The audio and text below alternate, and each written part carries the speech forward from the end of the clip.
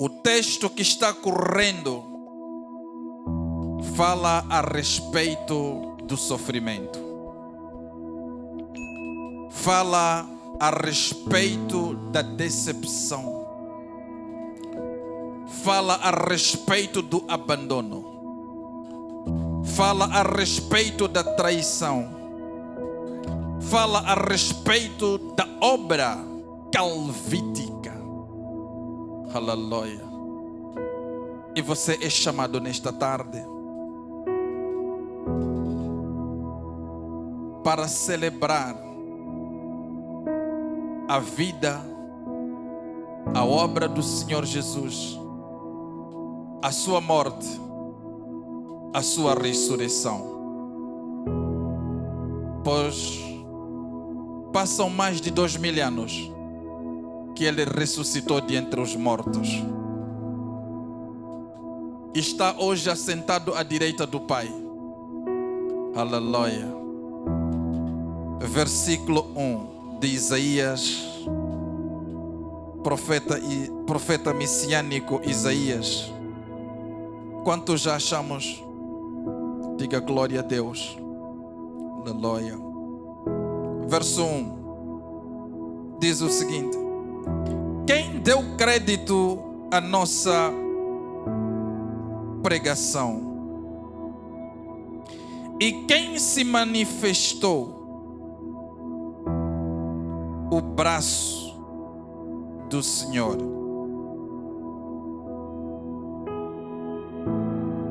Dois. Porque foi subindo como renovo perante Ele, como raiz de uma terra seca. Não tinha parecer, nem formosura. E olhando nós para Ele, nenhuma beleza víamos para que o desejássemos. Era desprezado e o mais indigno entre os homens, homem de dores, experimentado nos trabalhos, e como um de quem os homens escondiam o rosto, era desprezado, e não fizeram dele caso algum. Verdadeiramente Ele tomou sobre si as nossas enfermidades e as nossas dores levou sobre si. E nós o reputamos por aflito, ferido de Deus e oprimido. 5. Mas Ele foi ferido pelas nossas transgressões e moído pelas nossas iniquidades. O castigo que nos traz a paz estava sobre Ele, e pelas suas pisaduras fomos sarados. Diga comigo: moído pelas nossas iniquidades. Diga mais uma vez: moído pelas nossas iniquidades. Verso 6. Todos nós andamos desgarrados como ovelhas. Cada um se desviava pelo seu caminho, mas o Senhor fez cair sobre ele a iniquidade de nós todos.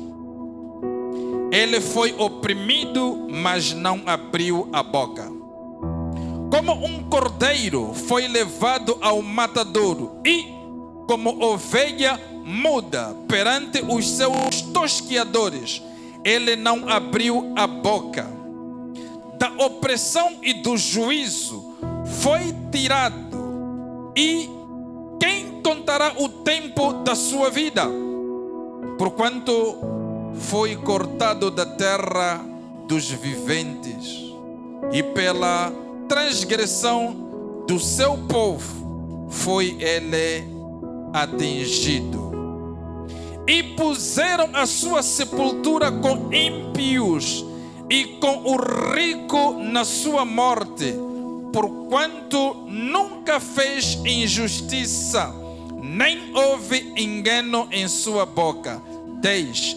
Todavia, ao Senhor agradou o moê-lo, fazendo-o enfermar, quando a sua alma se puser por expiação do pecado, verá a sua posteridade. Prolongará os dias e o bem-prazer do Senhor prosperará a sua mão. Pai, te damos graças nesta tarde. E a ti, Senhor, nós queremos consagrar as nossas vidas como o verdadeiro sacrifício vivo, sacrifício santo e sacrifício agradável a ti. Não como sacrifício de animal, mas como um sacrifício que para trás deixou todas as práticas de iniquidades. E nesta tarde se apresenta diante de ti como uma verdadeira ovelha imaculada, uma verdadeira ovelha pronta para poder te servir, uma verdadeira ovelha pronta para chegar diante do trono da tua graça e reconhecer o seu estado, para que por meio do teu sangue possamos ser limpos e purificados dos nossos pecados, das nossas transgressões e das nossas iniquidades. Pai, queremos te glorificar nesta tarde, em nome de Jesus. Amém. Peço à igreja para tomar os assentos, por gentileza.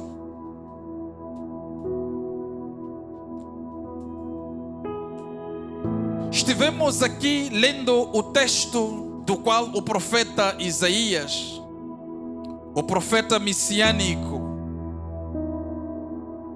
relata a respeito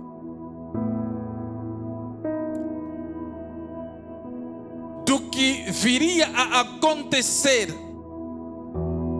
com o Filho de Deus. E enquanto Isaías recebe da parte de Deus a palavra profética para que esta mesma palavra fosse entregue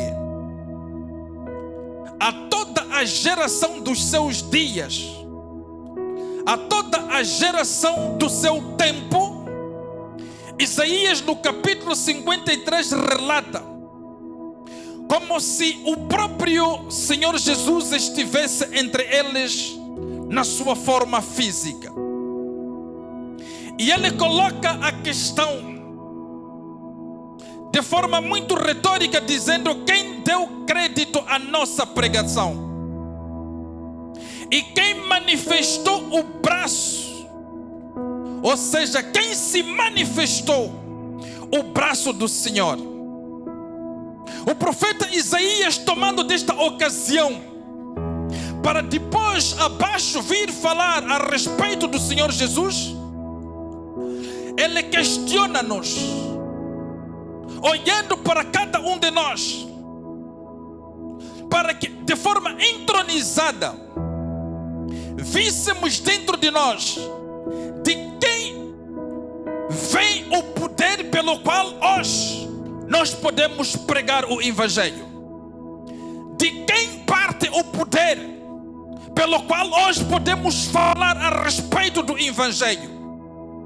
E adiante, o profeta Isaías, ele fala também a respeito daqueles os que responderam à questão. E então Isaías diz: quem foi que manifestou o braço do Senhor? Aleluia. Ele está nos dizendo nesta tarde que nem todo todos se manifestaram quando o braço do Senhor agiu no meio da congregação. Nem todos disseram sim quando o braço do Senhor se manifestou. Nem todos se moveram quando o braço do Senhor se levantou. Mas aqueles pelos quais o braço do Senhor se manifestou, e a esta manifestação do braço do Senhor, eles vieram a responder a respeito da mesma manifestação. Então o Senhor encontrou neles, aleluia, o poder pelo qual Ele os consagrou como sendo filhos de Deus. O poder pelo qual Ele os chamou de filhos e não mais de criaturas pura e simplesmente. E aqui nós trazemos o nosso tema: justificados pela graça. Aleluia. Justificados pela graça. O Filho do Homem, quando ele é trazido por meio deste profeta, antes que ele tivesse se manifestado na terra dos viventes, o profeta já sabia o que iria acontecer. O profeta já tinha informação daquilo que havia de acontecer. O profeta já tinha nos advertido a respeito daquilo que havia de suceder com o Filho do Homem. Então o verso de número 5 do mesmo texto que nós lemos, nós vemos Isaías dizendo o seguinte: mas ele foi moído pelas nossas transgressões e moído pelas nossas iniquidades. O castigo que nos traz a paz estava sobre ele, e pelas suas pisaduras fomos todos sarados. Reparem que os pecados pelos quais nos governavam, estes mesmos pecados foram transferidos para o Senhor Jesus. O pecado que nos dominava foi transferido para o Senhor Jesus. O mal que nos dominava foi transferido para o Senhor Jesus, para que por meio do sofrimento que ele precisou de carregar, e este sofrimento era a consequência de todo o pecado, de toda a transgressão e de toda a iniquidade, foi por ele carregado, para que esta transferência que passou para o Senhor Jesus servisse de justificação dos nossos pecados, para que servisse de justificação da nossa condenação. Preste bem atenção. Quando Jesus justifica a igreja, justifica ao homem, justifica ao ser humano, é como se nós estivéssemos dizendo que alguém carrega a culpa de uma outra pessoa, e uma vez carregada esta culpa de quem quer que seja, ele assume a responsabilidade por todo o tipo de castigo que era daquela pessoa, e agora este castigo passa para uma outra pessoa. Este castigo é transferido para uma outra pessoa. Este castigo deve ser cumprido em uma outra pessoa, para que esta pela qual estava sujeita a ser castigada esteja completamente livre do seu castigo, esteja completamente livre da sua condenação. Assim, toda a iniquidade, quando falamos de iniquidade, eu estou dizendo que a iniquidade é o estágio mais alto do pecado, em que o homem já não consegue olhar para o pecado e sentir que o que está fazendo é pecado. O homem legaliza o pecado ao ponto de não se incomodar quando peca. O homem coloca o pecado como se fosse o travesseiro na sua cama. O homem coloca o pecado como se fosse o pão de cada dia da sua vida. O homem coloca o pecado em frente do vidro da sua viatura. Enquanto ele caminha, a primeira coisa que lhe vem à mente é a ausência do temor ao Senhor quando deseja cometer o pecado, ele já não tem mais vergonha, ele já não tem mais remorso, ele não se preocupa quando precisa de cometer algum pecado. Quando nós não nos sentimos incomodados ao cometermos o pecado, aí nós nos acomodamos no cometimento do pecado. E este acomodar-se no cometimento do pecado, na vida do pecado, na vida pecaminosa, chama-se iniquidade.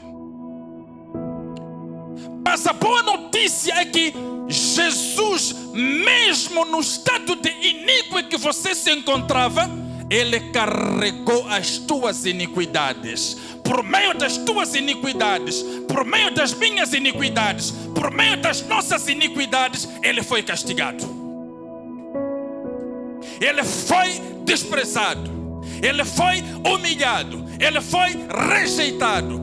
Olharam para Ele e não conseguiram encontrar nada que se pudesse desejar, porque as iniquidades da humanidade estiveram sobre Ele. A iniquidade de toda a humanidade estava sendo carregada por uma só pessoa. Aleluia. Mas a grande questão é: quem foi que decidiu matar ao próprio Senhor Jesus? São os nossos pecados? São os seus pecados? Quem foi que decidiu matar a Jesus? Quem decidiu moer a Jesus? Quem decidiu enfermar a Jesus?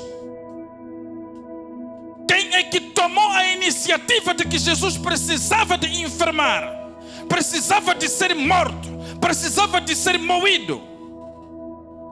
Olha o que diz o versículo 10 de Isaías capítulo 53, verso 10. Diz: todavia, ao Senhor agradou o moê-lo, fazendo-o enfermar, quando a sua alma se puser por expiação do pecado, verá a sua posteridade, prolongará os dias, e o bem prazer do Senhor prosperará na sua mão. Aleluia.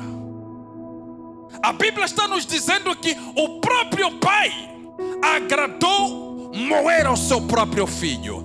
O próprio Pai agradou enfermar ao seu próprio Filho. O próprio Deus teve a iniciativa de matar o seu próprio Filho. Aleluia. Ele mata o seu próprio Filho por conta das tuas iniquidades, por conta dos seus pecados, por conta das suas transgressões, para que através da morte do Senhor Jesus, a posteridade pela qual o próprio Pai a colocou sobre a terra pudesse prosperar. Aleluia. Você nunca vai poder prosperar. Você nunca poderia prosperar. Não havia condições para que houvesse prosperidade por parte da posteridade de Deus se a morte do Senhor Jesus Cristo não tivesse tido lugar, pois o pecado estava no centro do governo da carne. Aleluia. E para que o governo do pecado pudesse ser mortificado, era necessário que Cristo entregasse a sua vida por cada um de nós. O profeta Isaías, ele revela este segredo, pelo qual, de entre muitos e vários púlpitos, o segredo é escondido, o segredo não é falado. Mas o Pai desejou moer o seu próprio Filho. O Pai desejou tirar a vida do seu próprio Filho por conta da sua posteridade. Olhe o que a Bíblia diz: posteridade és tu. Aleluia.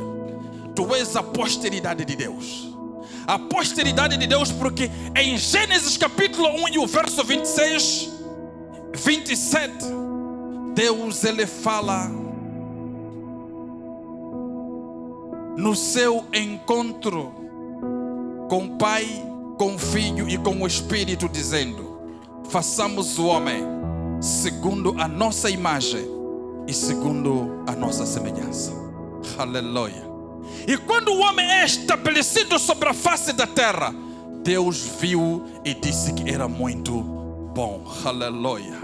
Sabe, você é muito bom diante de Deus. Deus olha para ti e vê a imagem dele representada em ti. Deus olha para ti e vê a sua imagem estampada em ti. Por esta razão, ele considerou o homem como sendo a sua posteridade. E para Deus importa que a posteridade dele possa prosperar. Para Deus importa que a posteridade dele possa viver em paz. Para Deus importa que a posteridade dele possa viver em alegria. Para Deus importa que a posteridade dele possa ter saúde. Aleluia. E para que isto pudesse acontecer, ele sacrifica o seu filho por conta da sua posteridade, por conta daqueles a quem ele os criou. Aleluia. E nós não vemos o valor do sacrifício pelo qual o Senhor Jesus precisou de passar. Nós não encontramos valor pelo sacrifício do qual o Senhor Jesus teve de passar. Aleluia. E o apóstolo Paulo, mais adiante, quando nós lemos o livro de Romanos, ele diz que aquele que é nascido da carne é carne, e aquele que é nascido do Espírito é Espírito. Aleluia. Pela morte do Senhor Jesus acontece um processo chamado processo de justificação, para que aquele que nasceu um dia pela carne fosse por meio da justificação por qual o Senhor Jesus toma os pecados e o coloca nele, e assim ele morre pelos pecados do pecador, e o pecador passa para a justificação. E tendo sido justificado pelo Espírito, este mesmo pecador, ele goza de uma vida livre de toda a condenação. Ele goza de um estágio livre de toda a condenação. E para o apóstolo Paulo, permanecer no Espírito revela que você é filho de Deus. Mostra que você é filha de Deus. Mas o contrário, aqueles os que são nascidos da carne, o apóstolo Paulo diz que são carne. Aleluia. Mas por que nós temos aqui duas comparações a respeito da mesma pessoa? O que nasce do Espírito é Espírito, mas o que nasce da carne é carne. O que acontece é que tanto o que nasce no Espírito, embora seja Espírito, ele tem carne. Aquele o que nasce da carne, embora seja carne, mas ele tem um Espírito. Aleluia. O cerne da questão é que o que governa quem é nascido da carne já não é o Espírito, mas é a própria carne. E o que governa naquele que é nascido no Espírito não é a carne, mas é o próprio Espírito, porque ele já foi justificado pela morte do Senhor Jesus Cristo e pela sua ressurreição. Por isso que quando a carne começa a falar, meus amados, a carne vai dizer assim: eu hoje quero adulterar. O Espírito diz o seguinte: não adultera a carne, mas a carne diz: eu vou adulterar. Quando a carne decide cometer um delito, o Espírito diz: não delite, ó carne. Mas a carne, ela continua cometendo delitos. Quando a carne decide entrar em fofoca, o Espírito alerta para a carne, para que não entre em fofoca, mas a carne continua com o plano de fofocar. Aleluia. Mas o Espírito, de quem vive no Espírito, quando a carne diz, não vai para a igreja, o Espírito diz, eu vou. Não faça oração, o Espírito diz, eu vou orar. Não jejua, o Espírito diz, eu vou jejuar.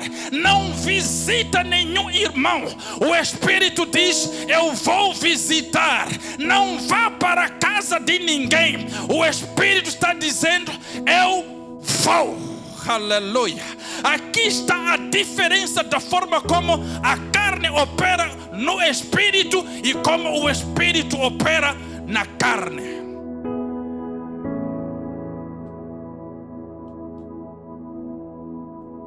Jesus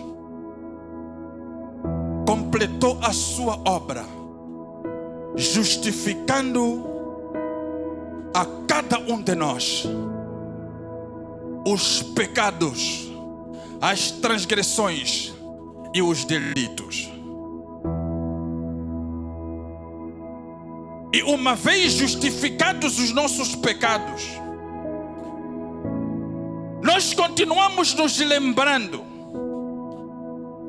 da vida e do estilo de vida que vínhamos levando desde o nosso passado, o que vivíamos desde o nosso passado. Os fariseus são especialistas em memorizar a lei de Deus. O que eles ouviram em Levíticos capítulo 18, Deus dizendo para eles, aquele o que viver de acordo com os meus estatutos e os meus juízos, e cumpri-los conforme eles foram estabelecidos, então viverá. Aleluia.